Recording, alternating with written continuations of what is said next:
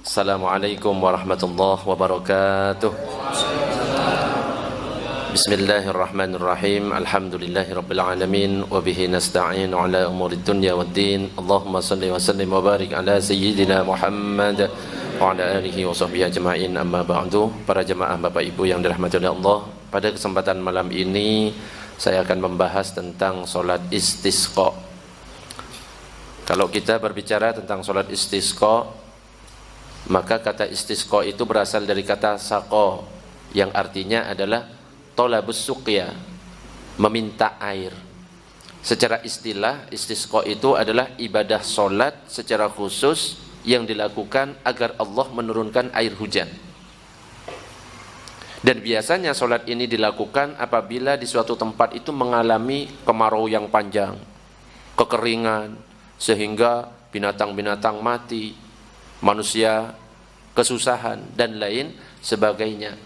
Jadi inilah syariat dari baginda Nabi Muhammad SAW. Jadi bukan kita malah datang ke pawang hujan untuk menahan hujan atau menurunkan hujan. Apalagi kalau kita percaya kalau yang menurunkan hujan atau menahan hujan itu si pawang itu, maka itu bisa mendekati kepada kesyirikan. Nah, makanya diberikan cara yang lebih syar'i, yaitu dengan salat istisqa. Nah, tentang pensyariatan salat istisqa ini disebutkan di dalam Al-Qur'an, faqultu astaghfiru rabbakum innahu kana ghaffara yursilis samaa'a 'alaikum midrara wa yumdidakum bi amwalin wa banin wa yaj'al lakum jannatin wa yaj'al lakum anhara. Maka aku katakan kepada mereka, mohonlah ampun kepada Tuhanmu, sesungguhnya Dia adalah Maha Pengampun, niscaya Dia akan mengirimkan hujan kepadamu dengan lebat. Jadi kalau kita misalnya hujan itu enggak turun-turun, salah satu caranya adalah dengan memohon ampun, memperbanyak istighfar kepada Allah. Memperbanyak istighfar. Makanya dalam salat istisqa, cara pengerjaannya itu sama dengan salat Id. Di rakaat pertama takbirnya ada berapa? 7. Di rakaat kedua takbirnya ada 5. Ketika khutbah sama, 2 khutbah. Tetapi kalau salat Id itu biasanya takbir Allahu Akbar, Allahu Akbar, Allahu Akbar. Ini beda, istighfar. Astaghfirullahalazim allazi la ilaha illa huwal hayyul qayyum wa atubu ilaih 9 kali. Kalau khutbah pertama, khutbah kedua 7 kali. Bedanya cuma seperti itu. Nanti ada sunnah-sunnah yang lain ketika khutbah membalik selendang. Makanya nanti dianjurkan bagi yang sholat istisqa, imam dan makmum pakai surban. Apa makna dari membalik selendang itu, membalik surban itu? Itu bermakna untuk membalik keadaan yang awalnya kemarau panjang, kekeringan, supaya nanti hujannya turun deras. Nah, itu adalah salah satu sunnahnya. Nanti kita praktekkan bagaimana cara membalik surban. Jadi enggak sembarangan, balik-balik. Ada caranya. Allahumma shalli ala sayyidina Muhammad. Dalam sebuah hadis yang panjang disebutkan, diceritakan oleh Anas bin Malik bahwa seorang laki-laki masuk ke dalam masjid di mana Nabi itu sedang berkhutbah, sedang berdiri khutbah Jumat, langsung mengatakan kepada Nabi, "Ya Rasulullah, hewan ternak telah binasa, jalan-jalan terputus. Tolong minta kepada Allah untuk menurunkan hujan kepada kami." Maka Nabi langsung mengangkat tangannya. Farafa'a Rasulullah yadaihi. Nabi mengangkat tangannya. Faqala, kemudian berdoa, Allahumma askina, Allahumma askina, Allahumma askina. Ya Allah, berilah kami hujan, berilah kami hujan, berilah kami hujan. Maka hujan turun selama 6 hari. Gak berhenti-berhenti. Kemudian datang lagi. Si pemuda itu datang lagi. Lagi-lagi ketika Nabi sedang berkhutbah, sedang berdiri, masuk lagi berkata, "Ya Rasulullah." Menyampaikan lagi. Banjir, binatang-binatang mati, jalan-jalan gak iso dijalankan. Tolong minta kepada Allah untuk menghentikan hujan. Tiba-tiba langsung berhenti. Nabi langsung berdoa. Nabi berdoa, "Ya Allah, hentikan hujan," langsung berhenti. Akhirnya apa? Sahabat itu bisa berjalan-jalan di panas matahari. Nah, ini hadisnya panjang. Kalau dibacakan satu-satu ya nggak selesai. Ini sudah jam 9:30. Allahumma shalli ala sayyidina Muhammad. Nah, tentang hukum sholat istisqa, Disebutkan dalam kitab Fathul Qorib, wa sholatul istisqa masnunatun, hukumnya adalah sunnah. Sunnah bagi siapa? Limuqimin, orang yang mukim, wa musafirin, dan juga bagi orang yang musafir. Jika ada hajat misalnya pengen turun hujan karena kekeringan, jadi disunnahkan. Bahkan kita dianjurkan untuk mengajak semua warga, baik laki-laki, perempuan, orang tua, masih muda, anak-anak, untuk hadir semuanya. Bahkan kalau punya binatang, bawa binatangnya ke lapangan. Tetapi jangan ikut sholat, ditempatkan di tempat yang lain. Nah, itu anjuran-anjurannya.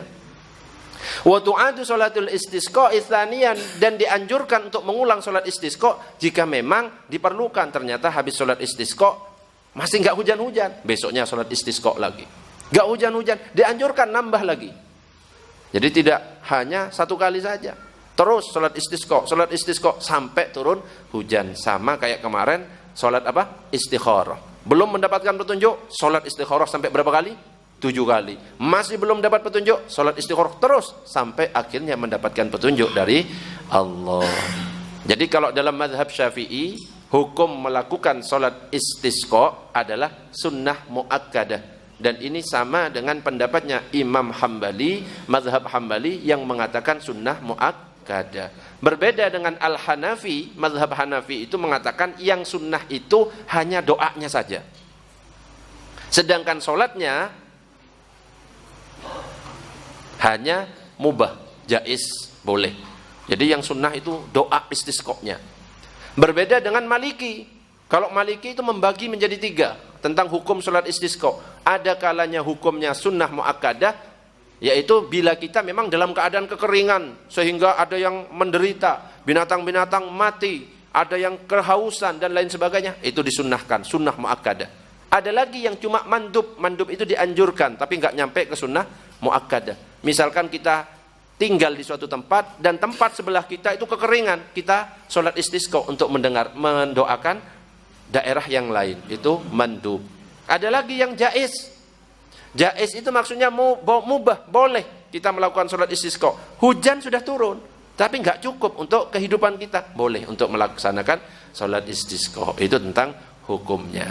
Lalu bagaimana tentang tata cara sholat istisqa? Yang pertama adalah disunnahkan berjamaah. Artinya kalau kita sholat sendiri boleh apa enggak? Boleh, tapi anjurannya adalah berjamaah. Dan cara pelaksanaannya adalah 2 rakaat seperti sholat Idul Fitri atau Idul Adha. Rakaat pertama takbir berapa kali? 7 kali. Rakaat kedua takbir berapa kali?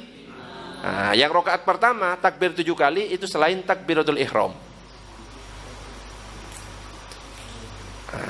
Terus ketika sholat dimulai, imam membaca secara jahar, artinya mengeraskan suara. Dan di rakaat pertama dianjurkan untuk membaca Sabbihisma rabbikal a'la. Surat apa itu? Surat Al-A'la. Rakaat kedua dianjurkan membaca Hal ataka hadithul ghasyiyah. Surat apa? Al-Ghasyiyah. Apakah boleh Ustaz kalau membaca surat yang lain? Boleh, tidak masalah. Itu cuma anjuran. Dan anjuran berikutnya adalah khutbah. Tsumma yakhtubu nadban khutbataini ka khutbatayil aidaini fil arkani wa ghairiha. Jadi sama tata cara khutbahnya seperti sholat Aid, boleh 2 kali, boleh 1. Nah, kalau mazhab kita, mazhab Syafi'i, khutbahnya berapa kali? 2 kali seperti Jumatan. Dan sholat istisqa ini khutbahnya ada di setelah sholat. Artinya kalau khutbah ada di setelah sholat, hukum dari khutbahnya itu sunnah. Berbeda dengan khutbah yang ada di awal seperti sholat Jumat, itu artinya menunjukkan bahwa khutbahnya adalah wajib. Nah ini, lakin yastaghfirullah ta'ala fil khutbataini badal takbir awwalahuma fi khutbatil aidaini. Akan tetapi ia membaca istighfar kepada Allah di dalam kedua khutbah untuk mengganti bacaan takbir yang biasanya dilakukan saat sholat Id. Jadi di khutbah pertama, kalau kita sholat Id takbirnya berapa? 9. Nah ini istighfar, istighfarnya sebanyak 9. Kalau di khutbah kedua, istighfarnya sebanyak 7 kali. Dan sighah, bentuk bacaan dari istighfarnya itu adalah astaghfirullahal azim alladzi la ilaha illa huwal hayyul qayyum wa atubu ilaih. Bersama-sama, astaghfirullahal azim alladzi la ilaha illa huwal hayyul qayyum wa atubu ilaih. Kadang-kadang saya mendengar ada yang membaca alladzi la ilaha illa huwal hayyul qayyum wa atubu ilaih. Salah. Ya, huwal hayyul qayyum. Ya, dhamma semuanya. Itu lafaz dari istighfarnya. Dan yang anjuran berikutnya adalah berdoa. Wa yuksiru minad du'a. Khotibnya itu memperbanyak doa, baik dengan doa yang pelan ataupun keras. Ketika khotib doanya pelan, kita ikut berdoa sendiri. Tetapi ketika khotib doanya dengan keras, berarti kita mengaminkan. Wa yukatsirul khatib minal istighfar, dan khotib itu memperbanyak membaca istighfar. Dan jangan lupa mengingatkan ketika khutbah, sering mengulang-ulang kata istaghfiru rabbakum innahu kana ghaffara wa yursilis samaa 'alaikum midrara. Diulang-ulang. Kalau misalnya sholat Id kan biasanya Allahu akbar, Allahu akbar, Allahu akbar walillahil hamd, khutbah lagi. Nah, ini memperbanyak istaghfiru rabbakum innahu kana ghaffara wa yursilis samaa 'alaikum midrara. Dan doanya ini yang dibaca panjang. Allahumma ja'alha suqya rahmatin wa la taj'alha suqya 'adzabin wa la mahkin wa la bala'in wa la hadmin wa la ghard. Allahumma ladh-dhirami wal akami wa manabitish syajar wa butunil awdiyah. Allahumma hawalaina wa la 'alaina, dan seterusnya panjang. Kalau enggak hafal ya bawa. Siapa yang hafal? Jelas? Jadi kesimpulannya, untuk menyelenggarakan sholat istisqa ada proses yang harus dilakukan. Yang pertama ada proses sebelum sholat, yang kedua saat sholat dan khutbah. Sebelum sholat itu ada anjuran-anjuran yang hendaknya kita lakukan. Yang pertama adalah imam mengajak masyarakat untuk bertobat semuanya sebelum melakukan sholat istisqa. Memperbanyak istighfar, bersedekah, maksiat dihentikan, kezaliman dihentikan, berdamai kalau misalnya lagi berselisih dengan sesama muslim. Dan terus dianjurkan imam dan masyarakat itu berpuasa selama 3 hari. Jadi sebelum melakukan sholat istisqa, puasa 3 hari. Baru di hari keempat setelah puasa, imam beserta masyarakat semuanya datang ke lapangan. Suaminya, istrinya, anaknya, muda, tua, binatang-binatang peliharaannya, bawa semuanya ke lapangan. Tapi nggak usah dibariskan di soft kalau binatang. Diikat di tempat yang lain yang tidak mengganggu jamaah yang akan sholat. Nah, itu sebelumnya. Nah, ketika proses sholat dan khutbah, seperti biasa kita sholat berniat usolli sunnatal istisqa raka'ataini ma'muman atau imaman lillahi ta'ala. Yang kedua, tata cara sholat istisqa mirip dengan sholat Id. Pada rakaat pertama takbir 7 kali dan rakaat kedua takbir 5 kali. Khutbahnya 2 kali, membaca istighfar di khutbah pertama 9 kali, di khutbah kedua berapa? 7 kali. Dan istighfarnya adalah astaghfirullahal azim alladzi la ilaha illa huwal hayyul qayyum wa atubu ilaih. Dan dianjurkan bagi khatib untuk membalik sorbannya ketika masuk khutbah kedua. Ya, di tengah-tengah sebelum doa dibalik sorbannya.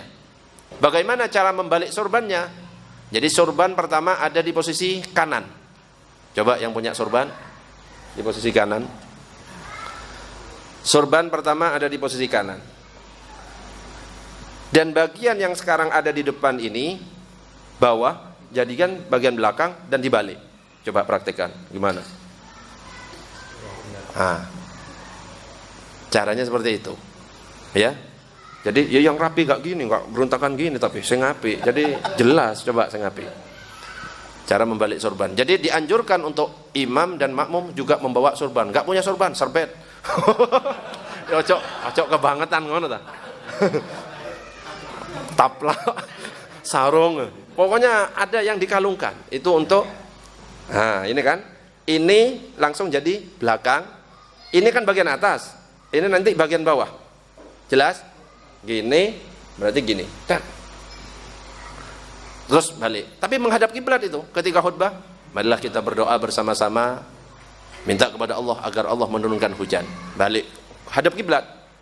Kayak tadi langsung Allahumma dan seterusnya. Jelas? Itu salat istisqa.